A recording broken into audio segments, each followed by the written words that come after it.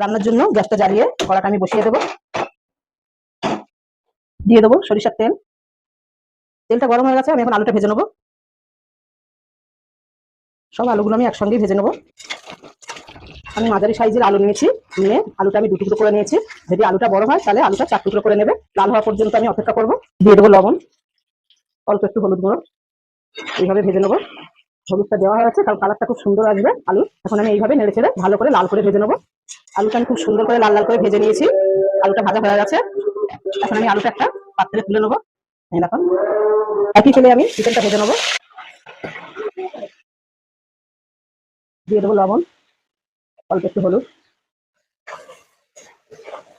এইভাবে নেড়ে ছেড়ে আমি একটু কালার করে নিয়ে আসবো ভাজা ভাজা মতো। চিকেনটা আমার ভাজা হয়ে গেছে, দেখো আমি এইভাবে ভেজে নিয়েছি। এখন আমি একটা পাত্রে তুলে নেবো।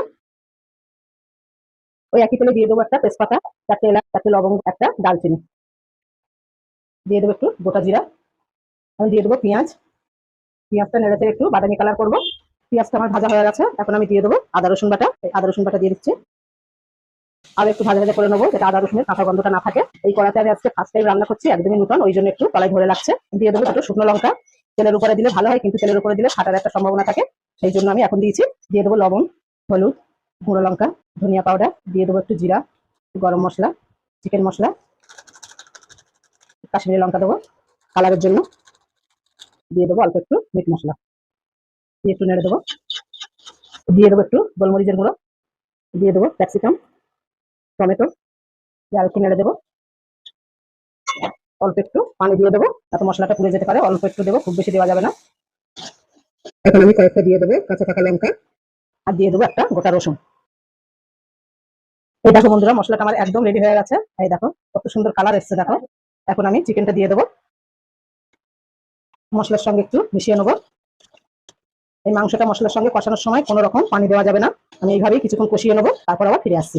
চিকেনটা আমার খুব সুন্দর করে কষানো হয়ে গেছে। এখন আমি এর মধ্যে আলুটা দিয়ে দেবো। আলুটা দিয়ে দিচ্ছি।